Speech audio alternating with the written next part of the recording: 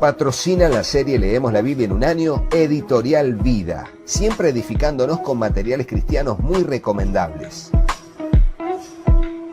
También apoya la serie Leemos la Biblia en un año, CLC, libros que irradian luz y cambian vidas, con decenas de librerías cristianas a lo largo de muchos países en el mundo. Agradecemos por el apoyo también a la Fundación Conectados con la Necesidad, llevando adelante la visión cristiana de servir con solidaridad. También apoyan la serie Leemos la Biblia en un año los creadores del Antiguo Testamento citado por Jesús, uno de los libros más recomendados de estos últimos tiempos, ideal para comprender las Escrituras dentro de la sana doctrina de Cristo. También patrocina la serie Leemos la Biblia en un año Vida Libros, tu distribuidora y librería cristiana presentes en Estados Unidos, Chile, Perú, Ecuador, Colombia, España y México. En Librerías Vida Libros encontrás lo mejor al mejor precio. Y gracias a los hermanos y hermanas que apoyan la serie Leemos la Biblia en un año. Hola, Dios te bendiga, espero que estés muy pero muy bien. Bienvenido a otro video de la serie Leemos la Biblia en un año. Estamos en el final del libro de Esdras, leeremos el último capítulo, el número 10, y luego avanzaremos sobre el capítulo 1 y 2 del libro de Nehemías, que continúa a la historia del libro de Esdras. Así que oremos y comencemos. Señor Dios, te damos gracias por este tiempo que vamos a bien invertir en la lectura y breve meditación de tu palabra. Te rogamos que nos instruyas en tu perfecta voluntad, Señor, y para eso presentamos nuestro corazón como una tierra fértil donde tu palabra, tu semilla, será sembrada. Te ruego, Dios, que allí pueda germinar, crecer y dar fruto al 100, al 60 o al 30 por uno, conforme sea tu propósito y nuestra fe en tu bendita palabra. Te lo pedimos en el nombre de Jesús, dándote muchas gracias, y juntos decimos amén. Y así leemos el capítulo 10 que dice expulsión de las mujeres extranjeras. Recordamos que en el video anterior se presenta la oración ferviente de Esdras frente al tremendo pecado que había vuelto a cometer el pueblo, esta nueva generación que volvió del exilio en Babilonia. Y va a decir así: mientras oraba Esdras y hacía confesión llorando y postrándose delante de la casa de Dios, se juntó a él una muy grande multitud de Israel, hombres, mujeres y niños, y lloraba el pueblo amargamente. Entonces respondió Secanías, hijo de Jehiel, de los hijos de Elam, y dijo a Esdras: nosotros hemos pecado contra nuestro Dios, pues tomamos mujeres extranjeras de los pueblos de la tierra, mas a pesar de esto, aún hay esperanza para Israel. Ahora pues, hagamos pacto con nuestro Dios y que despediremos a todas las mujeres y los nacidos de ellas, según el consejo de mi Señor y de los que temen el mandamiento de nuestro Dios, y hágase conforme a la ley. Levántate, porque esta es tu obligación, y nosotros estaremos contigo. Esfuérzate y pon mano a la obra. Entonces se levantó Esdras y juramentó a los príncipes de los sacerdotes y de los levitas y a todo Israel que harían conforme a esto, y ellos juraron.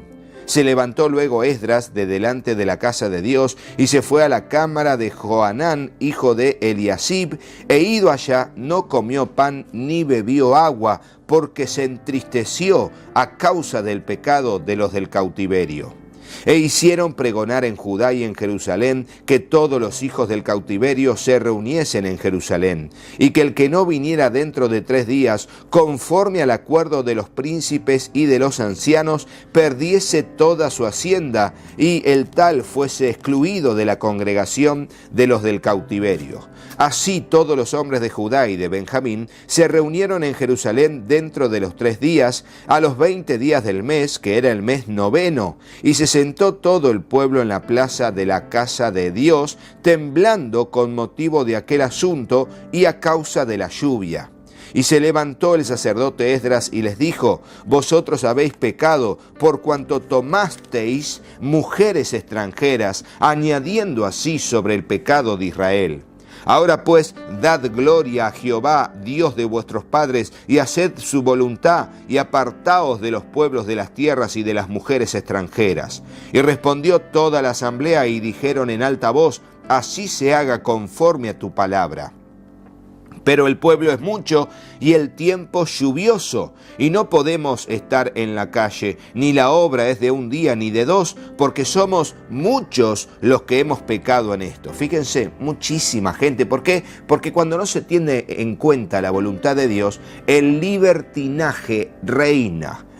Cuando no se le da importancia a la voluntad de Dios, el libertinaje reina. Ponelo en el comentario.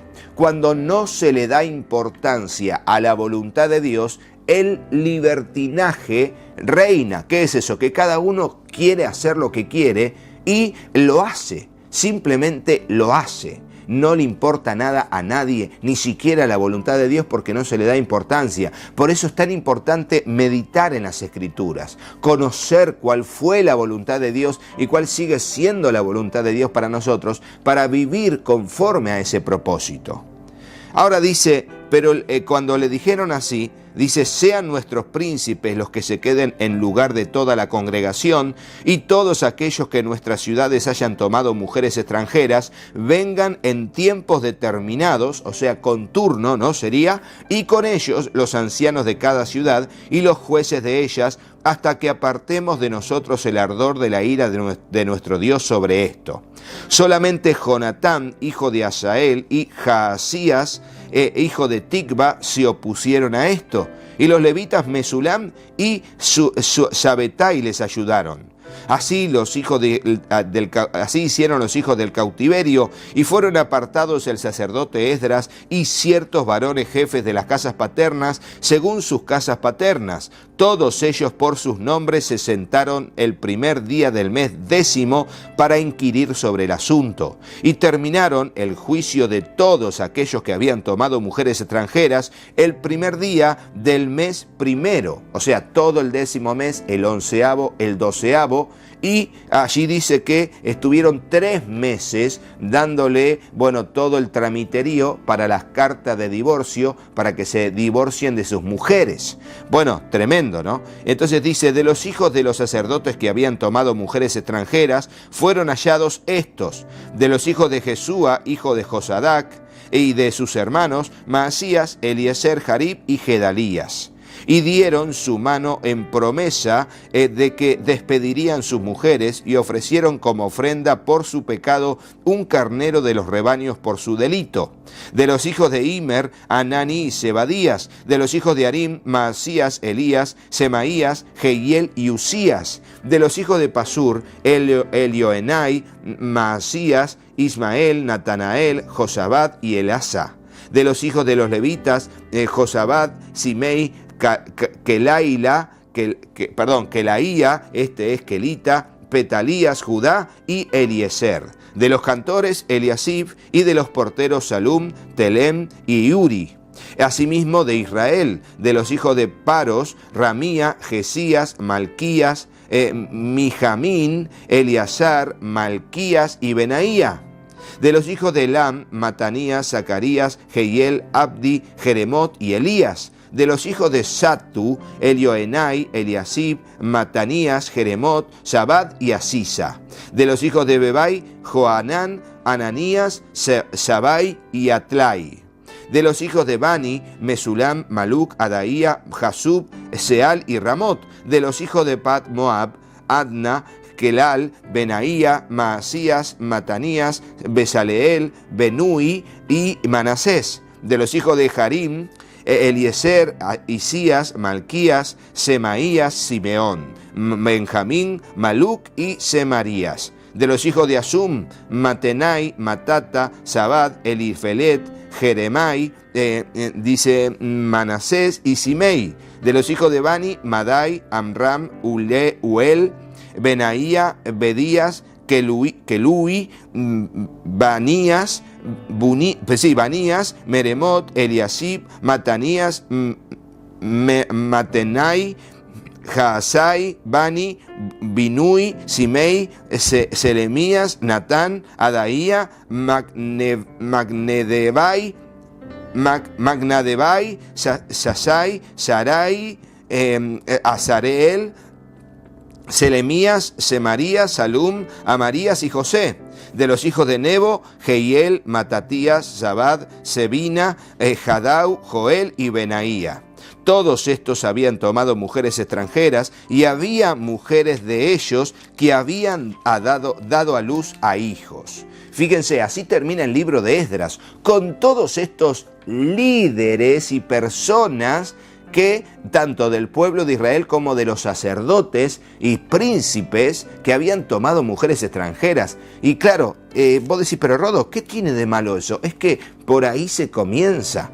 Y cuando uno no tiene discernimiento de cuáles son las pequeñas zorras, vamos a decirlo así, o esas moscas que arruinan el perfume del perfumista, esos pequeños detalles que tienden a ser como una bola de nieve que se va agrandando uno tras otro, influencias, costumbres que cambian, conversaciones que corrompen buenas costumbres, allí todo eso termina trayendo una corrupción social y termina a la larga atrayendo la ira de Dios, como pasó con toda la historia que leímos hasta aquí, a esta altura del libro de Esdras. Y bueno, ahora vamos a leer el libro de Nehemías, que va a suceder poco tiempo después, aunque Esdras, anciano, va a aparecer en el libro de Nehemías. Estos acontecimientos de Nehemías pasaron algunas pocas décadas después de los acontecimientos de Esdras, donde por sobre todo vemos la reconstrucción de, digamos, edificios, de casas y del templo de Zorobabel, pero no del muro de la ciudad y de sus cerrojos, sus puertas, que es lo que vamos a ver aquí en Nehemías. Bueno, luego de esa explicación arrancamos con el capítulo 1 de Nehemías, que es la oración de Nehemías sobre Jerusalén, y va a decir así: palabras de Nehemías, hijo de Acalías. Aconteció en el mes de Quisleu, en el año 20, estando yo en Susa, capital del reino, que vino Anani, uno de los hermanos de mis hermanos, con algunos varones de Judá, y le pregunté por los judíos que habían escapado, que habían quedado de la cautividad, y por Jerusalén. Y dijeron: el remanente, los que quedaron de la cautividad allí en la provincia, que están en gran mal y afrenta, y el muro de Jerusalén derribado y sus puertas quemadas a fuego.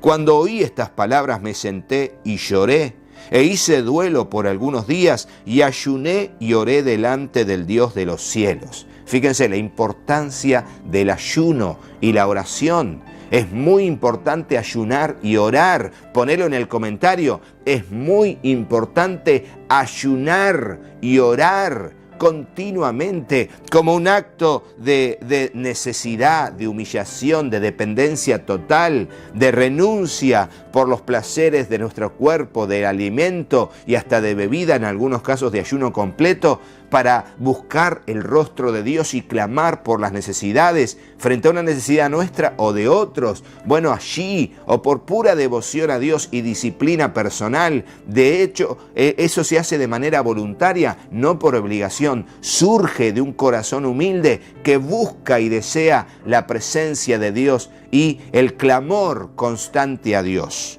Entonces dice justamente, dije: te ruego, oh Jehová, Dios de los cielos, fuerte, grande y temible, que guarda el pacto y la misericordia a los que le aman y guardan sus mandamientos.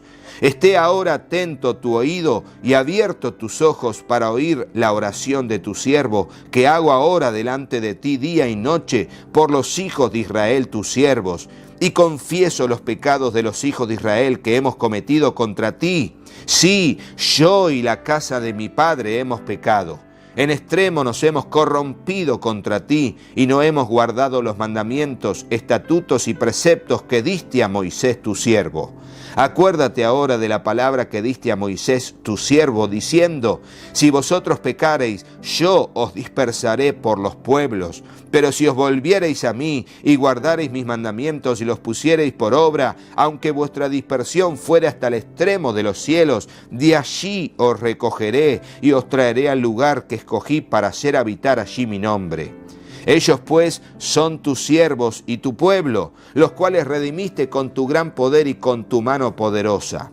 Te ruego, oh Jehová, esté ahora atento tu oído a la oración de tu siervo y a la oración de tus siervos, quienes desean reverenciar tu nombre. Concede ahora buen éxito a tu siervo y dale gracia delante de aquel varón, porque yo servía de copero al rey. Fíjense cómo aquí nos dice que Nehemías era el copero del rey. ¿Y qué es esto, Rodo? Era aquel que se encargaba de servir la copa real de vino, y allí, antes de que el rey la tomara, la tenía que tomar Nehemías para verificar que fuera un vino sano, que no tuviera veneno. ¿Y cómo lo verificaba? Con su propia vida. Si a él no le pasaba nada, el rey podía tomar ese vino que estaba en ese recipiente y en esa copa. Entonces primero lo tomaba Nehemías y luego servía la copa del rey y se lo servía delante de él. Y eso siempre lo hacía delante del rey. Era una prueba de que no estuviese envenenado el vino. Él servía de copero al rey. Bueno, dicho eso, leemos el capítulo 2, que es que Artajerjes envía a Nehemías a Jerusalén. Es el título del capítulo 2. Sucedió en el mes de Nisán, en el año 20 del rey Artajerjes, que estando ya el vino delante de él, tomé el vino y lo serví al rey. Y como yo no había estado antes triste en su presencia, me dijo el rey: ¿por qué está triste tu rostro? Pues no estás enfermo. No es esto sino quebranto de corazón. Entonces temí en gran manera, porque claro, a ver cuál era la reacción del rey. ¿Lo disciplinaría? ¿Lo mandaría a matar? ¿Qué pasa? El rey le pide cuentas de por qué está así, y él le hablaría de su pueblo, y le hablaría de lo que tenía en su corazón, que era irse a su pueblo a reconstruir los muros de una ciudad. Eso realmente necesitaría gracia y favor de Dios para que tenga el beneplácito del rey, el favor del rey, la aprobación del rey.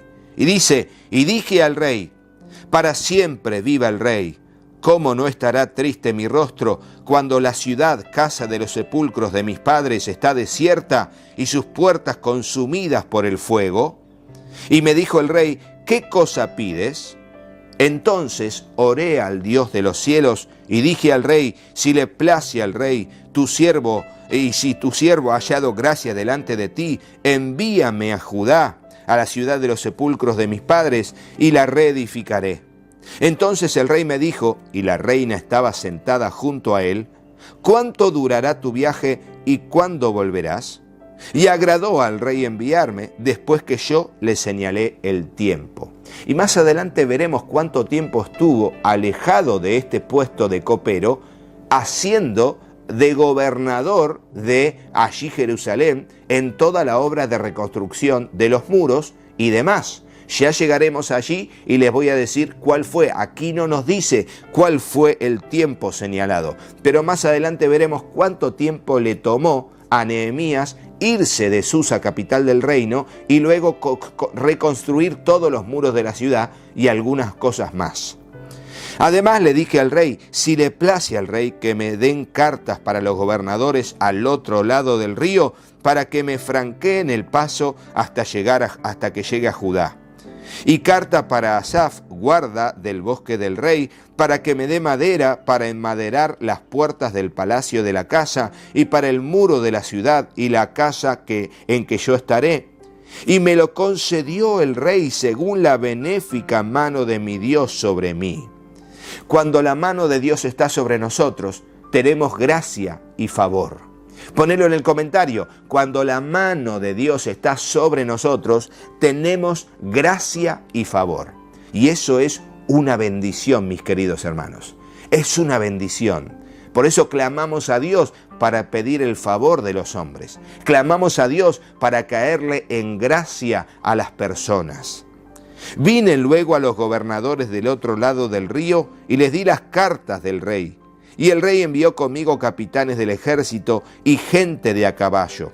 Pero oyéndolo Sanbalat horonita y Tobías el siervo amonita, les disgustó en extremo que viniese alguno para procurar el bien de los hijos de Israel. Y ahora dice Nehemías, anima al pueblo a reedificar los muros. Y dice así: llegué pues a Jerusalén, y después de estar allí 3 días, Me levanté de noche, yo y unos pocos varones conmigo, y no declaré a hombre alguno lo que Dios había puesto en mi corazón que hiciese en Jerusalén, ni había cabalgadura conmigo, excepto la única en que yo cabalgaba. Y salí de noche por la puerta del valle hacia la fuente del dragón y a la puerta del muladar, y observé los muros de Jerusalén que estaban derribados y sus puertas que estaban consumidas por el fuego. Pasé luego a la puerta de la fuente y al estanque del rey, pero no había lugar por donde pasase la cabalgadura en que iba. Y subí de noche por el torrente y observé el muro y di la vuelta y entré por la puerta del valle y me volví. Y no sabían los oficiales a donde yo había ido, ni qué había hecho, ni hasta entonces lo había declarado yo a los judíos y sacerdotes, ni a los nobles y oficiales, ni a los demás que hacían la obra. Y les dije, pues, vosotros veis el mal en que estamos, que Jerusalén está desierta y sus puertas consumidas por el fuego. Venid y edifiquemos el muro de Jerusalén y no estemos más en oprobio. Entonces le declaré cómo la mano de mi Dios había sido buena sobre mí y asimismo las palabras que el rey me había dicho. Y dijeron, levantémonos y edifiquemos. Así esforzaron sus manos para el bien. Pero cuando lo oyeron Sanbalat horonita, Tobías el siervo amonita y Gesem el árabe hicieron escarnio de nosotros y nos despreciaron diciendo, ¿qué es esto que hacéis vosotros? ¿Os rebeláis contra el rey? Y en respuesta le dije, el Dios de los cielos, Él nos prosperará y nosotros sus siervos nos levantaremos y edificaremos porque vosotros no tenéis parte ni derecho ni memoria en Jerusalén.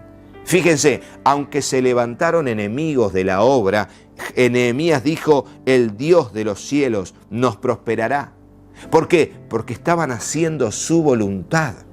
Cuando hacemos la voluntad de Dios, Dios nos prosperará. Ponelo en el comentario. Cuando hacemos la voluntad de Dios, Dios nos prosperará. Pero tiene que ser su voluntad. Por eso Jesús dijo, si mis palabras permanecen en vosotros, Juan capítulo 15, y vosotros permanecéis en mi palabra, pedid todo lo que queráis y el Padre os lo dará. ¿Pero qué es esto? ¿Caprichos? ¿Allí cosas para nosotros egoístas? No. Pedidos conforme a su voluntad, porque sus palabras permanecen en nosotros y nosotros en sus palabras. Y eso marca la diferencia. Y eso lo vemos aquí, en la providencia de Dios a través del libro de Nehemías. Y lo hemos visto en Esdras y lo veremos en el libro de Esther también. La providencia de Dios. Cómo Dios se encargó de proveer, de prosperar la obra en defensa de su pueblo, porque Él es un Dios misericordioso y compasivo. Vamos a ir terminando ya, así que será hasta el próximo video, pero no te vayas de este sin ver a nuestros patrocinadores y colaboradores, y claro, sin hacerle caso a mis hijos. Patrocina la serie Leemos la Biblia en un año, Editorial Vida, siempre edificándonos con materiales cristianos muy recomendables. También apoya la serie Leemos la Biblia en un año, CLC, libros que irradian luz y cambian vidas, con decenas de librerías cristianas a lo largo de muchos países en el mundo. Agradecemos por el apoyo también a la Fundación Conectados con la Necesidad, llevando adelante la visión cristiana de servir con solidaridad.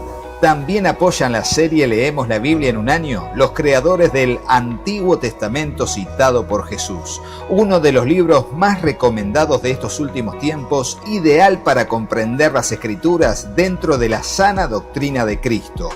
También patrocina la serie Leemos la Biblia en un año Vida Libros, tu distribuidora y librería cristiana presentes en Estados Unidos, Chile, Perú, Ecuador, Colombia, España y México. En Librerías Vida Libros encontrás lo mejor al mejor precio. Y gracias a los hermanos y hermanas que apoyan la serie Leemos la Biblia en un año.